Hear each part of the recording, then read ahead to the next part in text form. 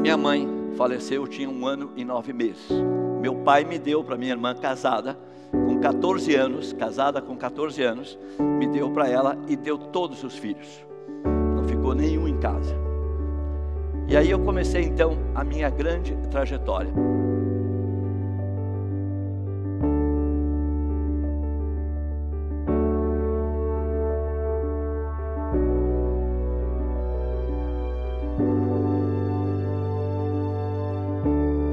Minha mãe faleceu, eu tinha 1 ano e 9 meses.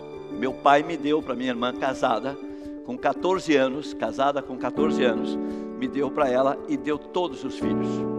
Não ficou nenhum em casa. E aí eu comecei então a minha grande trajetória. Foi muito difícil, mas começou lá no sul. Eu sou gaúcho, mas não sou gay, eu quero deixar bem claro isso para vocês. Porque todo mundo acha que gaúcho é gay, nem todo gaúcho é gay.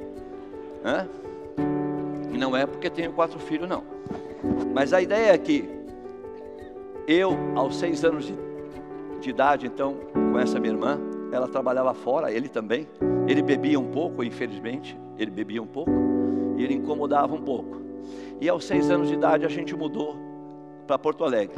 E aos 8 anos de idade, eu comecei já a vender pastéis na rua. Minha irmã fazia pastéis e me dava numa caixa de marmelada, uma fita grande aqui, de tabletes de marmelada, e eu ia vender na rua. E eu vendia na cabeceira do aeroporto Salgado Filho, bem ali, na Sertório, e eu olhava a pista, eu falei, um dia eu vou trabalhar nesse negócio. Um dia eu vou trabalhar nesse negócio. Então os sonhos da gente, eles vêm de infância ou não, mas todos aqui têm uma oportunidade de empreender da mesma forma que eu tive. E eu vendi pastéis até os 8 anos e meio. E eu era gago, muito gago. Então os caras brincavam, vai mamar no bode, não mexe o saco aqui. Mas eu vinha para casa e eu fugia um pouco. Meu irmão mais velho, Jorge, ele era cobrador de ônibus. E então eu não pegava o ônibus para ir para a cidade, eu pegava o bonde. E minha irmã, não sei, descobria, quando eu chegava em casa, vendendo ou não vendendo, eu apanhava. Então eu resolvi um dia que esse meu cunhado bebeu muito e me deu uma garrafa de vinho que ele me dava 5, 6 horas da tarde e vai buscar pinga para mim, pinga com laranja espremida e um maço de cigarro Lincoln. Os velhos aqui já sabem o que eu estou falando. E eu joguei tudo fora e fugi de casa. E aí fugi de casa e eu tinha ouvido falar em São Paulo, é lá que você vai, é lá que você vai vencer, é lá que está a grande oportunidade. Gago, um calção, que lá era calção, né? Na minha época era calção, uma blusa e uma 7 vida. Quem sabe aqui é uma alpargata hoje, né? Uma 7 vida. Naquela época era 7 vida. E eu fugi então pela primeira vez para São Paulo. E aí eu fui pegando carona. Eu fui, de uma maneira ou de outra, pegando caronas. E com 8 anos e pouco, sem dúvida alguma, eu tinha um pouco de receio. Mas eu fui parando, mentindo muito. A minha mulher diz que eu minto até hoje. Mas eu mentia que eu tinha uma tia na próxima cidade, e vinha. Quando eu cheguei pela primeira vez aqui em São Paulo, na Praça da Sé, o juizado me pegou. Me botou num ônibus à noite, viação Minuano, não existe mais. Me botou num ônibus, larga em Porto Alegre. Desci em Porto Alegre, entrei numa revenda Volkswagen, que ainda era importado, e falei, olha, tio, eu sou de São Paulo, vim procurar aqui a minha tia, não encontrei e não tenho dinheiro. Eles fizeram uma vaquinha, no mesmo dia eu voltei para São Paulo. No mesmo dia eu voltei para São Paulo. E sem dúvida alguma, não fui mais para a Praça da Sé, que eu não sou trouxa. Lavava carro, vendia jornais. Quando vendia, ia para o albergue. Na 23 de maio, eu não sei se vocês sabem, tem 3 viadutos. 2 deles viraram albergue quando inaugurou. Ainda existe lá. E um deles é a funerária, né? O primeiro é a funerária e os outros 2 são albergues. E eu tenho mosquitinhos até o dia de hoje, que quando você dorme no albergue, eles pegam o cigarro, o palito de fósforo, e põe aqui, e queima, e vai queimando, aí você leva um susto e acorda. Então é importante essa vida, porque você vai aprendendo. Não queria ser preso de jeito nenhum. E aí, voltei um pouco para a Praça da Sé, e lá encontrei um senhor, seu Manuel. E ele me perguntou: o que você está fazendo aqui? Olha, seu Manuel, eu vou lhe contar a verdade. Claro, né? Eu fugi de casa e eu não quero voltar, porque eu apanho lá e não quero voltar. Ele falou: bom, eu sou aposentado, vou te levar para minha casa, eu tenho 3 filhos, 3 netas, 3 filhas e 3 netas que voltaram para casa. Então você vai me dar uma ajuda. Eu falei: não tem problema. Então, lavei panela, engraxei, lavei pátio, fiz tudo que vocês podem imaginar, até os 11 anos e meio com ele. Aos 12 anos de idade, eu comecei a trabalhar numa loja de malas na estação rodoviária. E eu vinha do Tucuruvi até o centro, às vezes a pé. E trabalhei lá por um bom tempo. E conheci duas pessoas.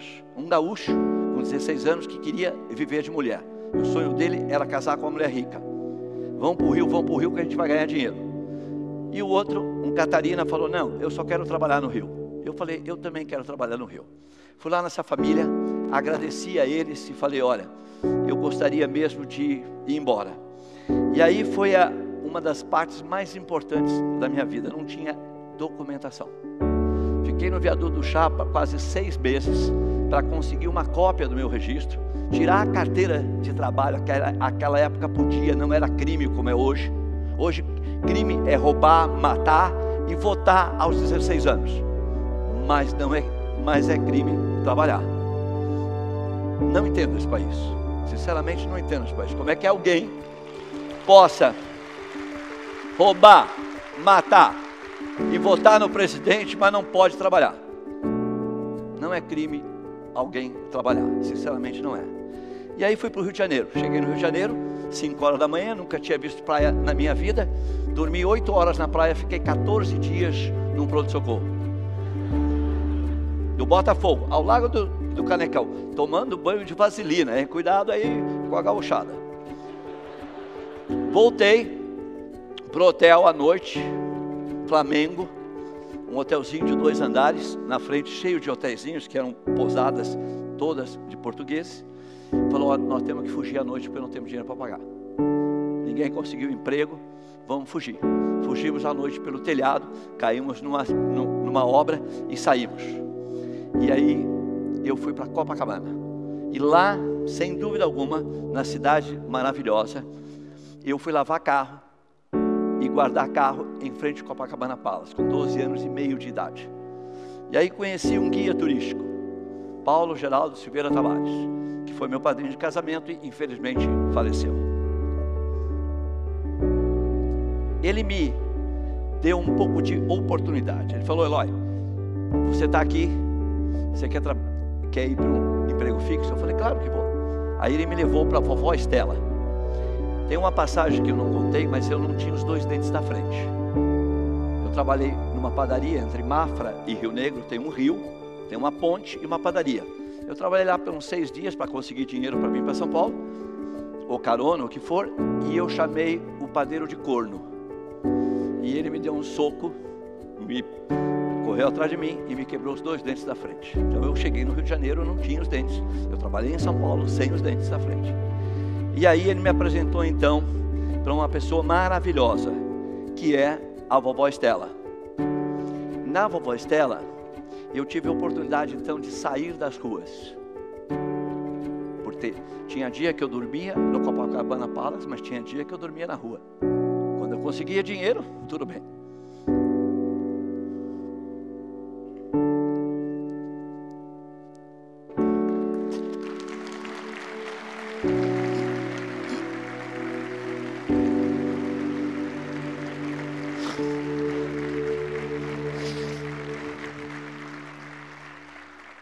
E ela disse a mim: tudo bem, você vai dormir nesse sofá.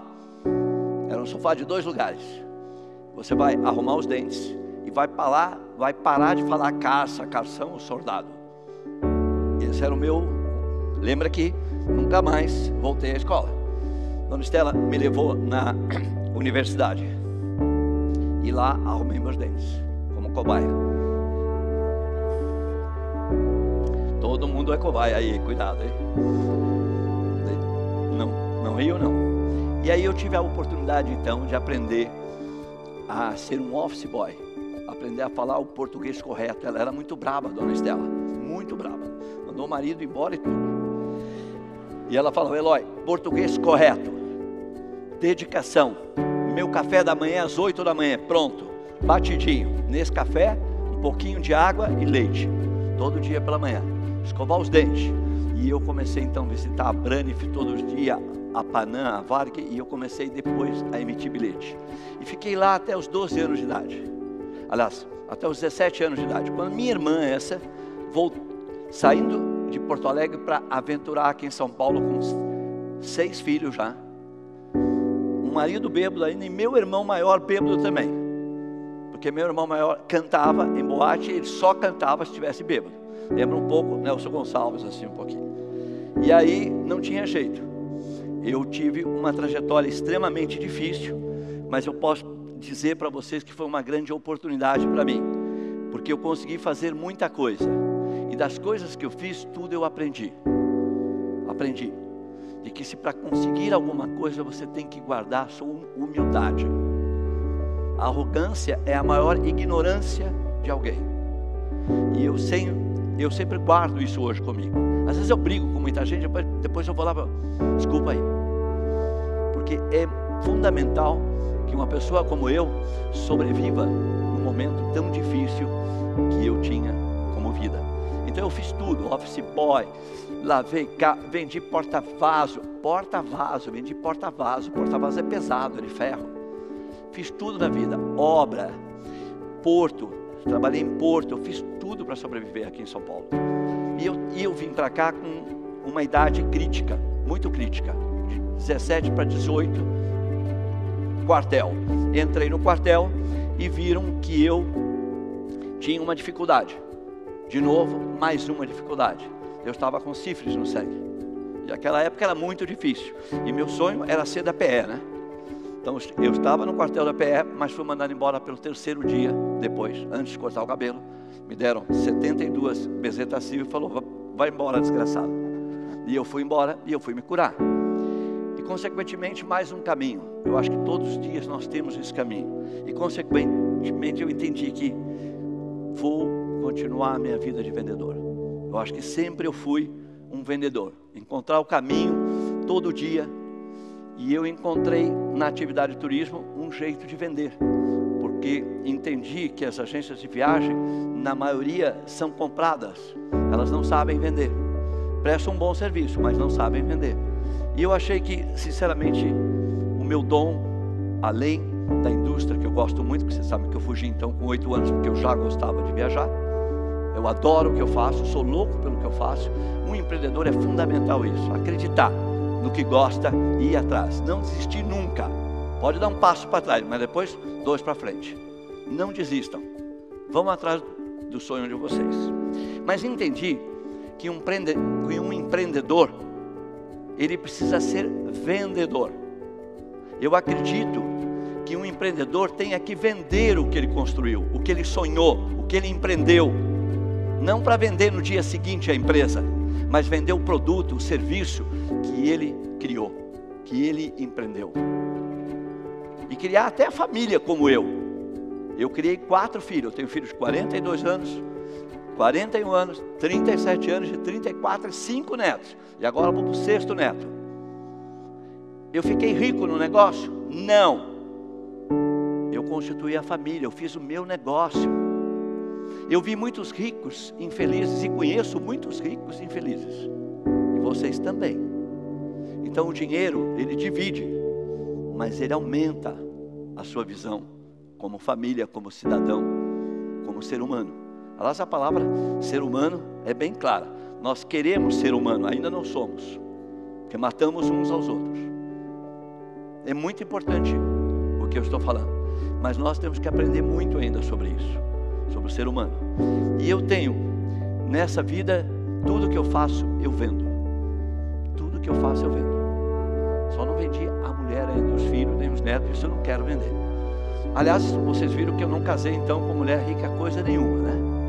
Mas aos 50 anos, na idade do lobo, a minha mulher descobriu que eu tinha uma namorada e me mandou embora.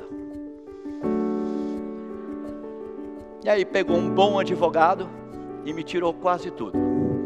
Aliás, é uma advogada, é muito famosa aqui em São Paulo. E eu fiquei só com 51% da empresa que eu queria. Então fiquei pobre de novo e comecei tudo de novo.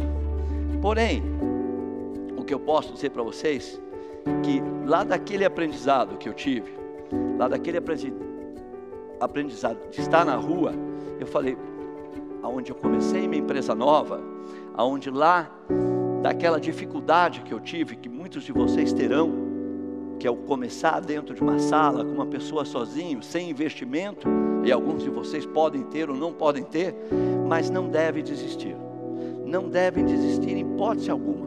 Da Edo eu formei a Flytour, logo em seguida, e hoje eu tenho uma empresa muito boa, tenho colaboradores ótimos que começaram comigo há 38 anos atrás, há 40 anos atrás, nós vamos fazer 40 anos agora, 5 de novembro, estão no conselho hoje. Também, já tenho um conselho executivo desde que eu me separei, lembra? Exigência, e hoje nós temos um conselho não deliberativo ainda, mas muito bem trabalhado, consultivo, com 3 pessoas de dentro da Flytour, colaboradores e 3 externos, prestando conta dentro do site. Se vocês entrarem no site hoje, está lá, 5 anos do nosso fechamento, auditado pela Ernst Young, muito transparente. Ladrão que rouba ladrão, só lá em Brasília tem perdão. Não pode. Nós temos que pensar que os americanos chegam aqui, investem milhões, e nós não investimos no Brasil. Nós não acreditamos no nosso país, nós acreditamos pouco no país. Nós temos que acreditar mais em nós primeiro e depois no Brasil. Esse é um país de oportunidade.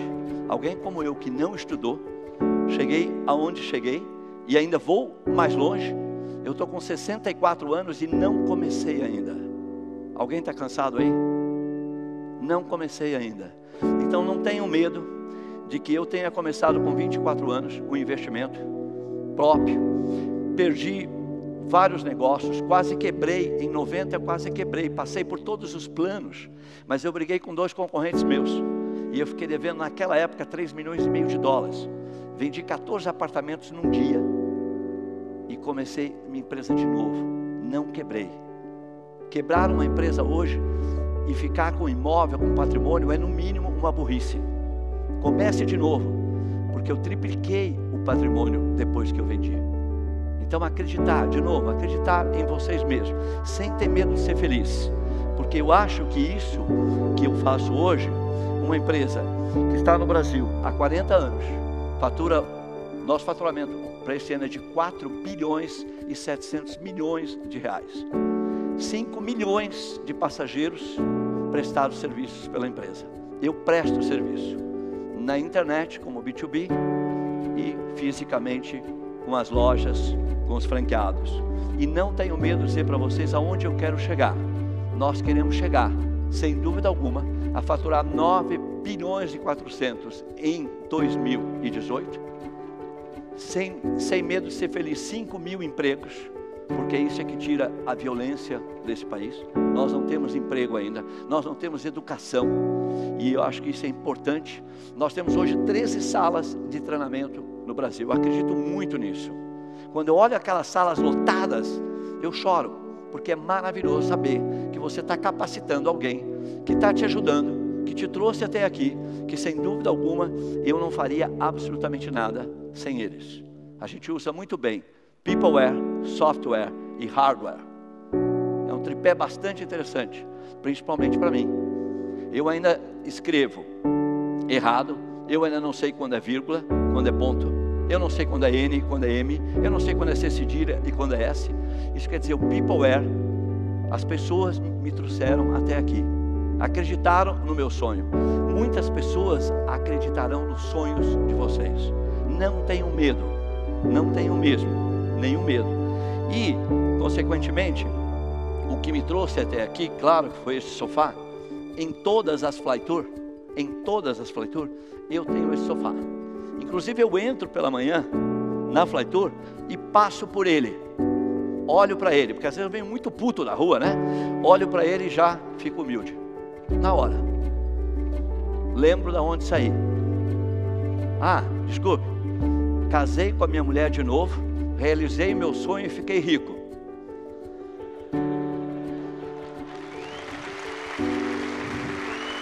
Fiquei rico. Foi difícil voltar com a minha mulher, foi muito difícil. Meus 4 filhos, levei para o Rio de Janeiro e falou: ó, velho, não vai que ela já está até com o namorado. Falei: deixa comigo, deixa comigo que ó, consegui casar, comunhão de bens, tudo passadinho, uma maravilha. E se ela tivesse aqui, ela dizia: olha, ele esqueceu algo, ele é mentiroso ainda, porque na verdade eu voltei para tirar o resto do desgraçado. Então é importante isso.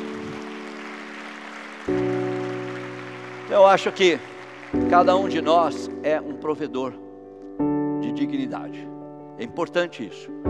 Se vocês empreenderem e não pensarem nisso, vocês vão perder o negócio de vocês. Vocês não terão humildade suficiente para continuar. O jogo é duro. E agora eu estou muito feliz porque a gente conseguiu passar isso para um instituto social, onde nós estamos capacitando lá para o primeiro emprego. Lembra o meu primeiro emprego, como foi? Calça, calção, soldado? Muitos meninos ainda têm hoje, de 14 a 15 anos, que não podem trabalhar, que ainda fala velho, mano, e a gente está trabalhando eles 6 meses. Temos um grupo agora, exatamente agora, um grupo de 115 adolescentes, onde a gente quer trazer eles para a indústria do turismo, com o nosso corporativo todo, juntamente com a prefeitura e o Senac. Nós estamos fazendo esse trabalho. São 115, vão se formar 6 meses de aula, 3 horas e meia por dia, tudo financiado pela dona Tony, minha esposa, e eu. Não incluímos a empresa nisso. Achamos que é um dever meu como cidadão fazer isso. Aliás, eu acho que é um dever de todos nós, fazer a nossa parte também, socialmente falando. Então quero dizer para vocês que me sinto muito feliz, que quero dizer mais ainda, que Deus abençoe todos vocês e que vocês não deixem de realizar o sonho de vocês. Mas eu diria para vocês não pensarem muito. E para acabar uma história, eu tinha uma avó, como eu fui um neto muito tardio, eu tinha uma avó com 94 anos. Ela tomava mate e chimarrão. E um dia eu fui para a casa dela e ela me disse, eu era muito jovem, e ela me disse: vai buscar para a vovó a minha água para tomar o meu mate. E aí eu fui buscar a água, vinda com ela, quase perto dela, estourou a latinha de azeite, que tinha um arame, e me queimou toda a perna. E a vovó me botou no colo e disse assim: olha, meu neto, tá vendo esses pés de laranja, mexerica, que lá é mexerica, né? Bergamota, desculpe. Quando a vovó morrer, para de chorar, porque quando a vovó morrer, a vovó vai deixar tudo para você. Ora, a filha da puta morreu, não me deixou um pé de laranja.